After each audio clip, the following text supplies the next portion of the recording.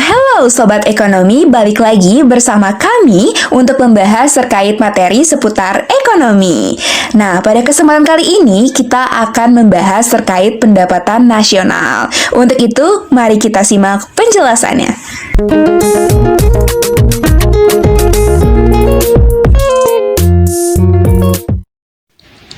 Sebelum masuk ke dalam inti pembahasan materi, apakah kalian tahu apa sih yang dimaksud dengan pendapatan nasional? Pendapatan nasional adalah suatu tolak ukur yang digunakan untuk memperhitungkan suatu perekonomian negara untuk memperoleh gambaran tentang perekonomian yang sudah dicapai dan nilai pengeluaran yang diproduksi. Data pendapatan nasional yang sudah diperoleh dapat digunakan untuk membuat perkiraan tentang perekonomian negara tersebut pada masa yang akan datang. Perkiraan ini dapat digunakan untuk seseorang yang ingin melakukan bisnis untuk merencanakan kegiatan ekonomi di masa yang akan datang, dan untuk merumuskan kegiatan perencanaan ekonomi dan untuk mewujudkan pembangunan di masa yang akan datang. Ada beberapa tujuan untuk mendalami pendapatan nasional. Yang pertama yaitu untuk menilai tingkat kemajuan dan pertumbuhan suatu negara. Yang kedua adalah untuk memperoleh pemikiran maksimal nilai barang dan jasa yang dihasilkan rakyat dalam kurun waktu 1 tahun.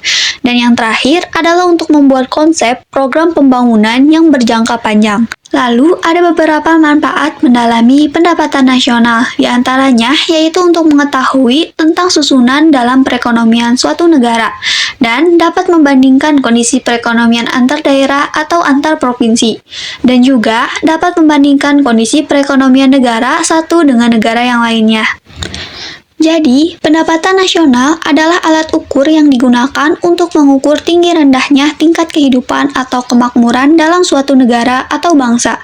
Secara kuantitatif, tingkat kehidupan dan kemajuan suatu negara itu ditentukan oleh perbandingan antar jumlah pendapatan nasional dengan jumlah penduduk dalam suatu negara. Konsep ini biasanya dikenal dengan sebutan pendapatan per kapita. Pendapatan nasional dapat digunakan untuk memutuskan dan menyusun untuk dibuat kebijakan yang sekiranya dipandang perlu. Contohnya, pada sektor pertanian, dapat disusun berbagai macam kebijakan seperti penyediaan pakan, industri pupuk, irigasi, dan sebagainya. Jadi yang selanjutnya ada jenis-jenis pendapatan nasional. Jenis-jenis pendapatan nasional ini ada 6. Yang pertama, produk domestik bruto atau gross domestic product. Nah, produk domestik bruto adalah jumlah produk berupa barang dan jasa yang diperoleh dari unit-unit produksi di dalam batas wilayah suatu negara selama satu periode.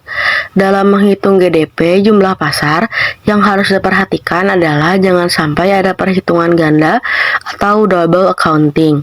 Konsep GDP meliputi barang dan jasa yang dihasilkan oleh warga negara pada suatu negara, baik di luar negeri maupun dalam negeri. Yang kedua, ada produk nasional bruto atau gross national product. Nah, produk nasional bruto atau PNB meliputi nilai produk berupa barang dan jasa yang dihasilkan oleh masyarakat dalam suatu negara selama satu periode. Dalam menghitung besarnya GNP berdasarkan harga pasar, yang harus diperhatikan yaitu jangan sampai ada perhitungan ganda. Dalam GNP ini, hasil produksi barang dan jasa yang dihasilkan oleh warga negara yang berada di dalam negeri maupun luar negeri, tetapi tidak termasuk hasil produksi perusahaan asing yang beroperasi di wilayah negara tersebut. Yang ketiga, ada produk nasional neto atau net national product. Nah, produk nasional neto atau NNP adalah jumlah GNP yang dikurangi dengan barang modal sebagai penggantian. Penyusutan bagi peralatan yang digunakan untuk memproduksi barang dalam proses produksi umumnya bersifat tafsiran, sehingga dapat menimbulkan kesalahan meskipun relatif kecil. Penyusutan adalah berkurang barang yang sudah lama karena pemakaian. Selanjutnya yang keempat ada pendapatan nasional neto atau net national income. Pendapatan nasional neto atau NNI adalah pendapatan yang dihitung dari jumlah balas jasa yang diterima oleh rakyat sebagai pemilik faktor produksi. Besarnya NNI bisa didapat dari NNP dikurangi dengan pajak tidak langsung dan subsidi. Pajak tidak langsung yaitu pajak yang beratnya dapat digeserkan kepada pihak lain. Contohnya pajak penjualan, pajak impor, biaya ekspor, dan cukai-cukai. Sedangkan subsidi adalah bantuan dari pemerintah kepada masyarakat. Yang kelima, ada pendapatan perseorangan atau personal income. Pendapatan perseorangan adalah jumlah pendapatan yang diterima oleh setiap penduduk dalam masyarakat, termasuk pendapatan yang didapatkan tanpa memberikan suatu kegiatan lainnya. Pendapatan perseorangan dapat diperhitungkan dari NNI dikurangi dengan 1. Pajak perseroan, yaitu pajak yang dibayar oleh setiap badan usaha kepada pemerintah. 2. Laba yang tidak dibagi, yaitu jumlah laba yang tetap ditahan di dalam perusahaan untuk tujuan tertentu. Contohnya, untuk keperluan memperluas wilayah perusahaan. Yang keempat, iuran pensiun, yaitu iuran yang dikumpulkan oleh setiap tenaga kerja dan perusahaan dengan tujuan untuk dikembalikan setelah tenaga kerja tersebut mencapai umur tertentu dan tidak lagi bekerja. Dan yang keempat itu asuransi, yaitu perjanjian antara dua pihak di mana pihak satu harus membayar iuran atau yang lainnya dan pihak yang lain harus memberikan jumlah jaminan penuh kepada pembayar iuran tersebut. Dalam pendapatan perseorangan termasuk juga pembayaran transfer. Transfer payment adalah pembayaran di negara-negara yang dibayarkan kepada orang-orang tertentu dan pembayaran tersebut bukan merupakan balas jasa atau keikutsertaan dalam proses produksi tahun sekarang, melainkan sebagai balas jasa untuk tahun-tahun sebelumnya, atau juga bisa penerimaan yang bukan balas jasa proses produksi pada tahun tertentu, tetapi diambil dari sebagian pendapatan nasional tahun yang lalu. Contoh pembayaran dana untuk orang yang pensiun, tunjangan sosial untuk para pengangguran, tunjangan untuk bekas para pejuang, dan tambahan utang pemerintah dan sebagainya. Yang terakhir, yang keenam, ada pendapatan yang siap dibelanjakan atau disposable income.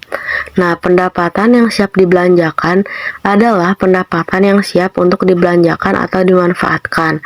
Disposable income diperoleh dari personal income setelah dikurangi dengan pajak langsung. Nah, pajak langsung ini adalah pajak yang beratnya tidak bisa dialihkan kepada pihak lain atau langsung ditanggungjawabkan oleh wajib pajak. Contohnya adalah pajak dari pendapatan. Mungkin sekian jenis-jenis pendapatan nasional. Terima kasih. Oke, selanjutnya di sini ada faktor-faktor yang mempengaruhi pendapatan nasional, di mana meningkat atau menurunnya pendapatan nasional itu dipengaruhi oleh berbagai faktor. Nah, faktor yang pertama yaitu karena adanya permintaan dan penawaran agregat, di mana permintaan agregat adalah suatu daftar keseluruhan barang dan jasa yang akan dibeli oleh sektor perekonomian pada berbagai tingkatan harga. Nah, permintaan penawaran agregat ini menunjukkan antara hubungan keseluruhan permintaan terhadap barang dan jasa sesuai dengan tingkatan harga. Lalu, faktor yang kedua ada konsumsi dan tabungan. Nah, konsumsi ini adalah pengeluaran total untuk memperoleh barang dan jasa dalam suatu perekonomian dalam jangka waktu 1 tahun. Sedangkan tabungan adalah bagian dari pendapatan yang tidak dikeluarkan untuk konsumsi. Lalu faktor yang ketiga ada investasi, di mana investasi ini adalah semua pengeluaran yang digunakan untuk menciptakan modal baru dengan tujuan dari investasi itu sendiri yaitu untuk mengganti bagian modal yang sudah rusak dan menambah penyediaan modal yang ada. Baik, selanjutnya ada metode perhitungan pendapatan nasional. Untuk menghitung pendapatan nasional, ada beberapa metode yang dapat digunakan. Yang pertama, Metode produksi. Dalam metode produksi, pendapatan nasional adalah jumlah nilai tambah produk barang dan jasa yang dihasilkan oleh semua faktor perekonomian di suatu negara. Perekonomian dikelompokkan menjadi sektor ekonomi dan lapangan kerja. Jumlah sektor ekonomi dan lapangan kerja digunakan untuk keperluan perhitungan pendapatan nasional antar negara dan antar waktu di suatu negara. Lalu yang kedua ada metode pendapatan.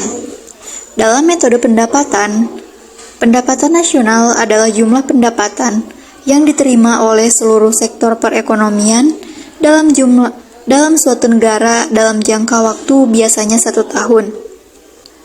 Masyarakat sebagai pelaku ekonomi yang memiliki faktor produksi akan menerima pendapatan dari perusahaan.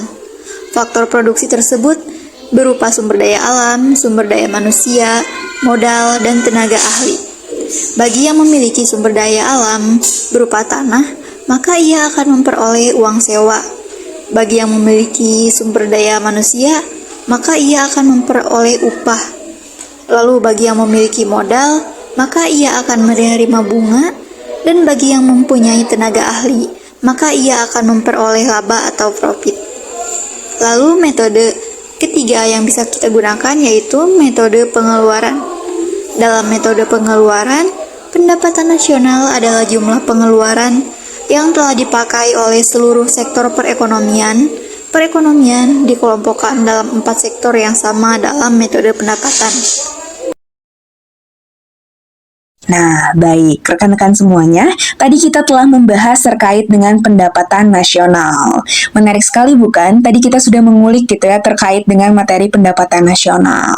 Banyak sekali hal yang telah kita pelajari tadi. Seperti yang telah dibahas tadi, bahwa pendapatan nasional adalah ukuran nilai pengeluaran berupa barang dan jasa yang dihasilkan oleh suatu negara dalam jangka waktu 1 tahun atau seluruh jumlah penerimaan yang diterima oleh masyarakat dalam satu negara dalam jangka waktu 1 tahun.